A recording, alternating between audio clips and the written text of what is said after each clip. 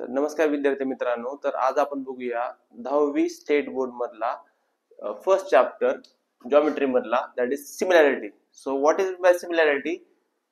जर आपण काय कधी म्हणतो की two triangles are similar if suppose triangle ABC and triangle PQR. हे दोन ट्रायंगल सिमिलर कधी असतील?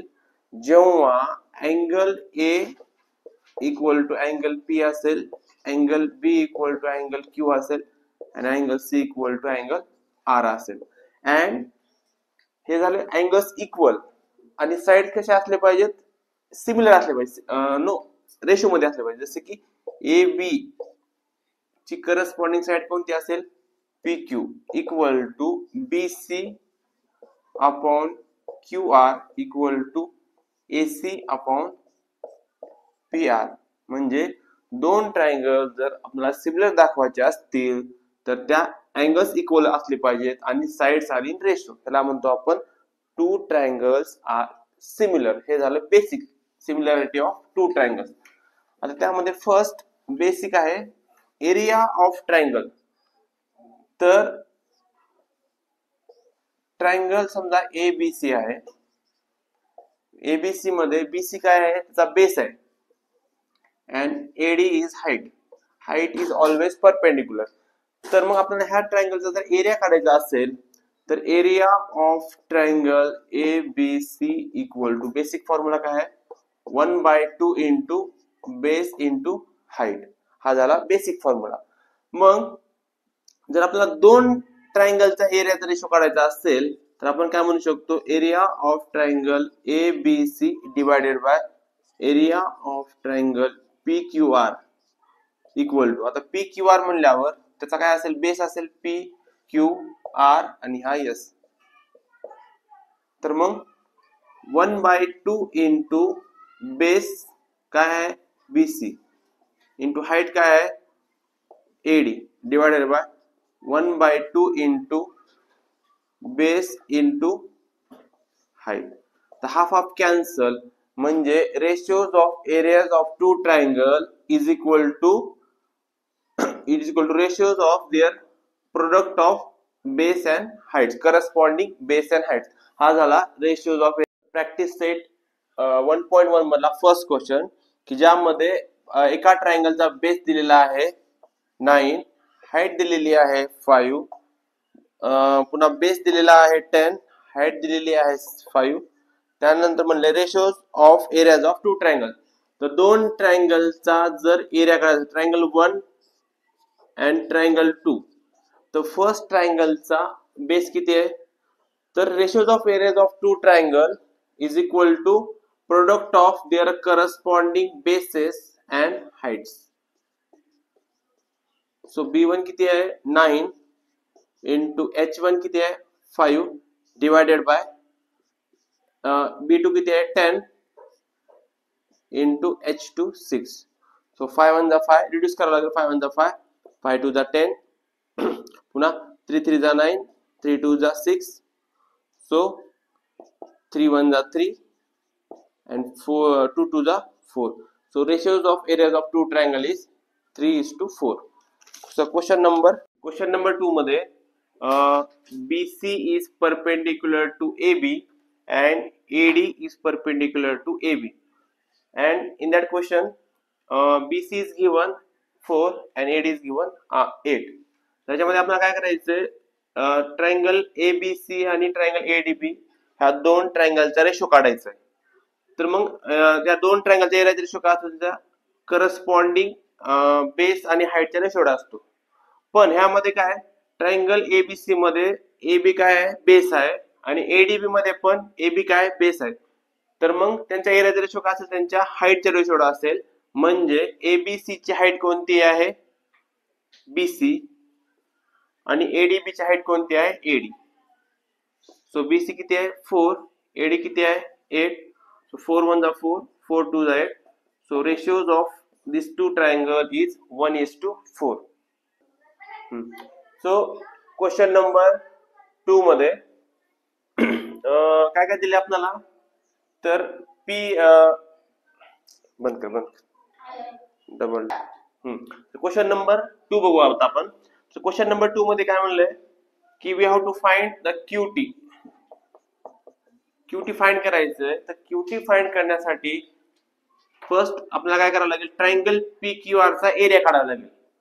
So area of triangle P Q R equals to, आता पी क्यू आर मध्ये आर क्यू काय आहे, बेस आहे. तो एरिया ऑफ ट्रायंगलचा फॉर्म्युला काय, 1/2 into base into height. Height always perpendicular. So PS काय असेल, त्याची हाईट असेल. So 1/2 into base into PS किती आहे, हाईट. सो 2 1 जा 2, 2 3 जा 6. सो 6 3 जा 18 square centimetre is the area for area of triangle P Q R. आता तोच ट्रायंगल घ्यायचा आहे, फक्त आपल्याला काय करायचंय, area of triangle P Q R घ्यायचा आहे, फक्त काय करायचं, बेस चेंज करायचे. आता काय कोणता घ्यायचा बेस, पी आर बेस घ्यायचा. सो 1/2 इंटू बेस इंटू, हा बेस असेल तर हा काय असेल, perpendicular height. So Q T. पण आपल्याला एरिया ऑफ ट्रायंगल माहिती आहे, एरिया माहिती आहे किती आहे, 18 आहे. So 18 equal to 1/2 into P R किती आहे, 12 इंटू क्यू टी. सो 2 1 जा 2, 2 6 जा 12. सो हे मल्टिप्लाय मध्ये आहे, 6 इकडे गेल्यावर काय होईल, divide. So Q T equal to 18 divided by 6. So 6 1 जा 6, 6 3 जा 18. So Q T equal to 3 centimetre. तर अशा प्रकारे ह्या क्वेश्चन मध्ये आपल्याला काय करायचंय, ट्रायंगल तोच घ्यायचा आहे, फक्त एकदा हा बेस आणि ही हाईट घ्यायची, आणि दुसऱ्या वेळेस काय करायचं, हा बेस घ्यायचा आणि हा हाईट घ्यायचा. क्वेश्चन नंबर 4 मध्ये अशी डायग्राम आहे, आणि या डायग्राम नुसार आपल्याला काय करायचं, दोन ट्रायंगलचा एरियाचा रेशो काढायचा. तर ट्रायंगल एबीसी मध्ये बेस कोणता आहे, बीसी. हाईट कोणती आहे, AP divided by B C, आणि डी मध्ये बेस कोणता, बीसी, आणि हाईट कोणती आहे, एपी. म्हणजे ह्याच्यामध्ये बेस पण सेम आहे आणि हाईट पण सेम आहे. सो कॅन्सल होईल. सो ह्या दोन ट्रायंगलचा एरियाचा रेशो काय असेल, 1:1. म्हणजेच हे दोन ट्रायंगल काय आहेत, इक्वल आहेत. म्हणजे ज्या ट्रायंगलचा बेस आणि हाईट सेम असते, ते दोन ट्रायंगल काय असतात, इक्वल असतात. ऑफ द एक्सरसाइज की यामध्ये आपल्याला काय करायचं, ट्रायंगल बघायचं आणि त्या ट्रायंगलचा बेस काय असेल आणि हाईट काय असेल ते लिहायचं. तो ट्रायंगल पी क्यू बी हा ट्रायंगल आहे. तर ह्या पी क्यू बी आणि पीबीसी मध्ये ह्या दोघांमध्ये काय हाईट सेम आहे. हाईट सेम असेल तर त्याचा एरियाचा रेशो काय असतो, त्यांच्या बेस एवढा असतो. सो पी क्यू बी चा बेस काय येईल, बी क्यू डिवाइडेड बाय पीबीसी चा बेस काय येईल, बीसी. झालं. दोन ट्रायंगलचा एरियाचा रेशो काय असेल, त्यांच्या बेसचा रेशो एवढा असेल, कारण having height equal. P Q काय हाईट इक्वल आहे. आता नेक्स्ट पीबीसी अँड एबीसी. तर पीबीसी आणि एबीसी मध्ये बेस काय सेम आहे, बीसी. तर त्यांचा एरियाचा रेशो काय असेल, त्यांच्या हाईटचा रेशो एवढा असेल. तर पीबीसी ची हाईट काय आहे, P Q divided by ABC ची हाईट काय आहे, AD. Height always perpendicular. So P Q by AD. Next triangle ABC आणि एडीसी ह्याच्यामध्ये हाईट काय दोघांची सेम आहे. तर त्यांचा एरियाचा रेशो काय असेल, त्यांच्या बेसचा रेशो एवढा असेल. तर एबीसी चा बेस कोणता आहे, बीसी आहे, आणि एडीसी चा बेस कोणता आहे, डीसी आहे. आणि लास्ट एडीसी अँड पीक्यूसी.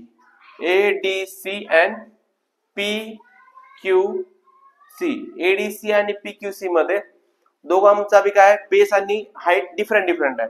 तर एडीसी मध्ये बेस आहे डीसी, हाईट असेल एडी, आणि पीक्यूसी मध्ये बेस असेल क्यूसी आणि हाईट असेल पीक्यू. तर हे असे आन्सर्स आहेत. यामध्ये आपल्याला काय करायचं, सिम्पली दोन ट्रायंगलचा रेशो लिहायचा आहे आणि करस्पॉन्डिंग बेस आणि हाईट. हाईट सेम असेल तर त्यांचा एरियाचा रेशो कसा असेल, त्यांचा बेस एवढा असेल, आणि बेस सेम असेल तर हाईट एवढा असेल. पण दोन्ही डिफरंट असतील तर त्यांचा एरियाचा रेशो काय असेल, त्यांच्या करस्पॉन्डिंग बेस आणि हाईटच्या प्रोडक्टच्या रेशोड असेल. तर थँक्यू.